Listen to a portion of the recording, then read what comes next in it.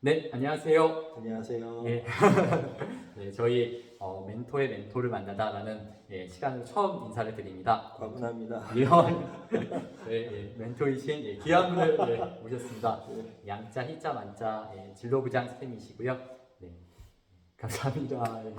선생님, 저희가 그 따뜻한 멘토들의 교육기업 멘토원으로 네, 전국의 아이들과 이제 진로 수업을 하고 있습니다. 네. 그래서 저희 그 멘토이신 강사님들과 또 저희 멘토인 저에게 멘티인 저에게 선생님께서 그 아이들 우리 아이들 진로 교육을 위해서 어떻게 저희가 이렇게 어떤 것들을 실천하고 또 도전하고 또 생각하면서 앞으로를 보내면 좋을지에 대한 네. 그런 멘토링에 대한 말씀을 부탁드리려고 네. 합니다.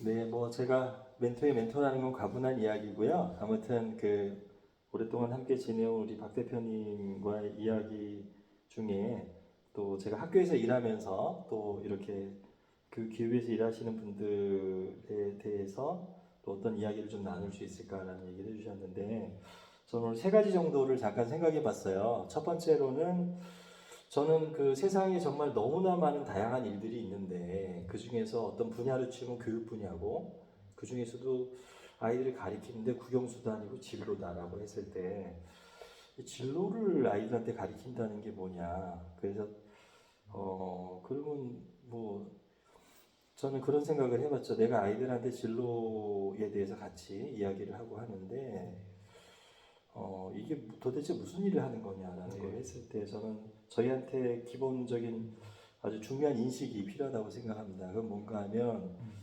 우리가 하는 기능과 역할이 마치 배가 만들어졌을 때 배를 물가나 바다로 끌어들일 수 있는 배가 필요하거든요. 그리고 자동차 회사에서 자동차를 만들면 사람들이 바로 타고 다니는 게 아니라 그 자동차들을 옮겨주는 자동차가 있습니다.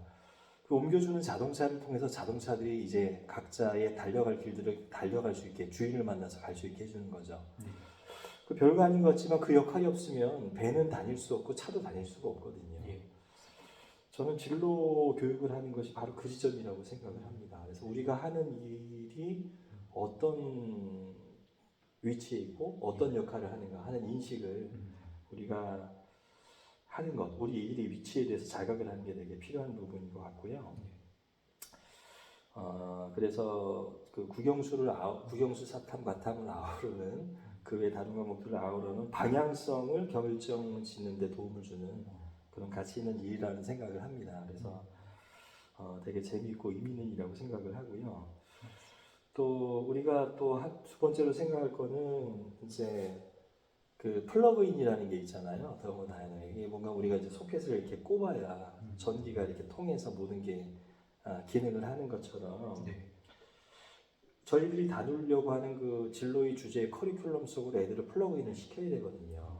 그거는 단순히 무슨 연수를 받거나 전달을 해서 될 수 있는 부분은 아니고 우리가 함께 나누는 그 커리큘럼의 주제에 실제적인 그 말의 주인이 될 때 가능하지 않나 하는 생각을 해요. 저도 처음에 공교육에서 진로교사 연수를 600 몇 시간을 받고 교직을 전환해서 교사를 했는데 아니 또 이런 얘기하면 좀 그런데 그 참 들을 수 있는 강의가 별로 없더라고요. 그래서 아니 이런 연수를 받고 나서 선생님들이 학교 가서 진짜 제대로 할 수 있을까라는 제가 질문이 들었을 정도였어요. 근데 제가 오히려 죄송합니다. 그 교육청에서 했던 교육보다는 공교육 안에 있는 팀들보다는 그 진짜 뜻을 가지고서 교육 기업을 일궈냈던 그러한 선두주자였던 분들에게서 더 많이 배웠어요.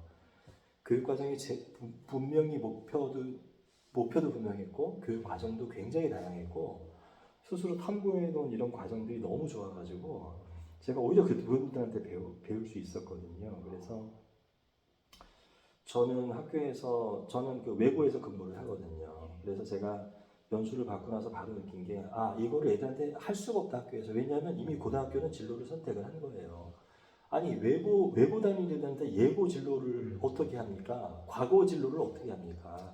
인문계 특성화기별로 저는 진로 교육이 다 다르다 할 수밖에 없다는 걸 그때 느꼈고 그때 제가 고민을 많이 했고 그래서 저는 뭐를 해봤는가 하면은 기존에 나와 있는 모든 교과서하고 제가 그 당시 알고 있었던 팀들에서 내는 교육과정들을 겨울방학을 진짜 다 써서 분석을 한번 해봤었어요. 그리고서 내린 결론이 외고형 진로교육과정을 만들어야겠다 생각을 해서 그게 한 12년 전이고요. 그때 처음으로 제가 저희 학교 진로 교과서를 처음 만들어 봤는데 사실 저도 어려웠죠. 굉장히 힘들고 어려웠는데 그 과정을 한번 하고 나면서부터 진로가 이런 걸 아이들하고 함께 해야 되구나 하는 걸 그때 깨달았어요. 그러니까 어떻게 보면 저는 객관적인 진로 커리큘럼이라는 것을 저의 것으로 내면화하는 과정을 하는 데 있어서 어려움은 겪었지만 그 부분을 했기 때문에 좀 저희 학교에서 아이들이 플러그인 할 수 있는 교육 과정을 구상할 수 있지 않았나 싶어요. 그래서 아마 이 부분은 진로를 하는 모든 부분들 선생님들이 그렇게 공교육에 있던 기업에 있던 가질 수밖에 없는 과정이 아닌가. 네. 아이들한테 좋은 수업을 하기 위해서는 이렇게 생각이 듭니다. 또 하나는 이제 그런데 저는 학교에 있고 우리 선생님들은 또 이제 그 기업에 속해 계시잖아요. 저는 이 차이점이 주는 장점과 또 어려운 점이 있을 거라고 생각이 들어요. 아시는 것처럼 뭐 어려운 점은 학교는 뭐 교사들은 그냥 급여가 그냥 계속 나오잖아요. 네. 근데 이 부분은 또 강사를 하는 분들도 있고 파타임을 하는 분들도 있고 그래서 뭐 경제적인 부분에 있어서 또 어떻게 고민해야 되는가 하는 부분에 대한 부분은 여전히 계시겠지만 그러나 이 특수성이 또 갖고 있는 좋은 점이 있어요. 이게 뭔가 하면 일반 공교육 선생님들은 자기 학교 애들밖에 못 만나요. 근데 지금 이런 교육기업에 계신 분들은 지역하고 배경하고 성장 배경이 전혀 다른 아이들을 다 만나는 다양성의 경험을 할 수 있다는 것은 일반 선생님들이 경험 못하는 부분이에요. 저는 학교를 들어가기 전에 청소년 단체를 분당에서 했었는데요. 그때 제가 한 30여 개 학교를 들어가 보는 경험을 해봤어요. 분당에 있는. 그 경험이 저한테 굉장히 좋은 경험이 됐어요. 저는 외고나 애니메이션고나 뭐 여러 가지 그 뭐 다른 고등학교들을 가면서 아이들이 너무나 다르다는 거를 보게 되었기 때문에 제가 외고에 다 갔을 때 제가 어떻게 기능을 해야 되는가에 대한 역할 판단을 정확히 할 수 있었거든요. 그래서 다양성을 경험하시는 게 굉장히 큰 장점이라고 생각이 들고요. 그리고 공교육은 아무튼 애들이 학교에 와서 수업 시간에 앉아 있는 거고 그 시간에 수업을 해내면 되는 거잖아요. 물론 열정 있는 선생님들도 많이 계시고 잘하는 분들도 많지만 자료만 찾아다니는 선생님들도 계세요. 그 한 시간을 잘 하면 된다고 생각을 하시는 거겠죠. 물론 제가 선생님 폄하하려고 얘기하는 건 아니고요. 그러나 이 교육기업이나 사교육은요, 아이들의 반응에 의해서 다음 수업이 결정이 되는 말이에요. 그렇기 때문에 이 긴장감을 늦출 수가 없기 때문에 사실은요, 공교육 쪽보다는요, 교육기업에서 더 좋은 콘텐츠가 계속 나올 수밖에 없습니다. 트렌드를 반영한 콘텐츠는 공교육에서 나올 수가 없습니다. 물론 공교육에서 나온다 할지라도 용역을 써보는 사람은 전부 다 사교육적 업자들이에요. 결국에는 뭐 비유를 하자면은 물고기 잡아가지고 횟집에 갈 때 거기 뭡니까 물고기를 하나 넣으면 막 안 물려 죽으려고 생동하게 살아남는다고 하잖아요. 위협감이 있고 위기감이 있지만 정말 싱싱한 수업을 만들어낸 팀은 다 사교팀이거든요. 그래서 이 트렌드를 반영할 수 있는 가장 좋은 강점을 갖고 있는 것이 이런 교육기업에서 일하는 분들이 아닐까. 그래서 현실에 대한 관찰도 좀 더 깊이 있게 하게 되고 그런 부분은 굉장히 좋은 부분이라고 강점이라고 생각이 듭니다. 그래서 저는 장단점은 다 있다고 생각해요. 제가 학교에 있어 보니까 정년이 가능하고 그리고 이제 라이프 사이클이 정해져 있어요. 학교는 아시는 것처럼 그렇잖아요. 학기가 있고 주말이 있고 방학이 있고 학교 7시간 중에 내가 수업하는 4시간이고 나머지 3시간에 대해서 학교 업무를 하든지 자기 개발을 할 수가 있는데 프레임이 정해져 있는 거죠. 딱 과거가 쌓였단 말이에요. 그리고 수입도 호봉에 의해서 결정되기 때문에 이제 어느 정도 어떻게 해야 될지 계획이 가능하죠. 다들 그게 좋다고도 얘기했지만 저는 지내면서 좀 안타까운 게 뭔가 하면요. 제가 얻을 수 있는 수입 안에서만 인생을 설계할 수 있다는 게 너무 안타까워요. 이게 어떻게 얘기하면 되게 저 선생님 되게 진짜 여유로운 얘기 하시네 할 수도 있지만 저는 또 그렇게 느낍니다. 왜냐하면은 저는 기업하는 분들이나 사업하는 분들이나 이런 분들 보면은요, 사고의 방식이나 생각의 크기가 다를 수밖에 없다고 생각이 드는 게, 이게 수익이 고정되면 그 안에서밖에 자기 인생을 설계하지를 못하고 그게 반복되면요, 그 인생관이 고정이 돼요.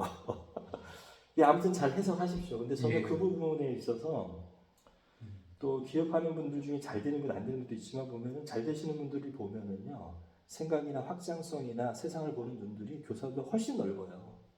예, 저는 그런 부분이 굉장히 또 새로운 부분이라고 생각이 듭니다. 그래서 저는 이제 첫 번째로는 이제 진로 교사의 어떤 그 위치가 무엇인가를 예. 제가 아까 제가 인식하는 걸 말씀드렸고, 두 번째로는 이제 선생님의 이제 그 공교육이나 또 교육기업에 계신 분들을 비교해봤지만 아무튼 중요한 건 역량에 있어서 훨씬 큰 강점을 가질 수 있는 부분이 있다. 네.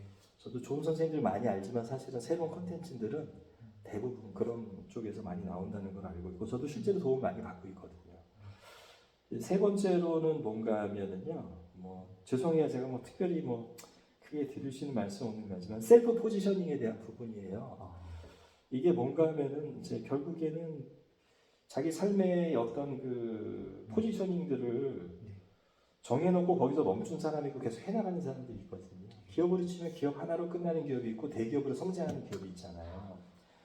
근데 저는 학교에 있기 때문에 제 셀프 포지셔닝을 할 수 있는 부분에 대해서는 제가 주말하고 방학 시간 그리고 업무 시간 중에 1시간씩을 꼭 새로운 것을 이제 포지셔닝을 한다 그래서 저도 주제 영역을 정해놓고 공부를 하고 있어요. 네.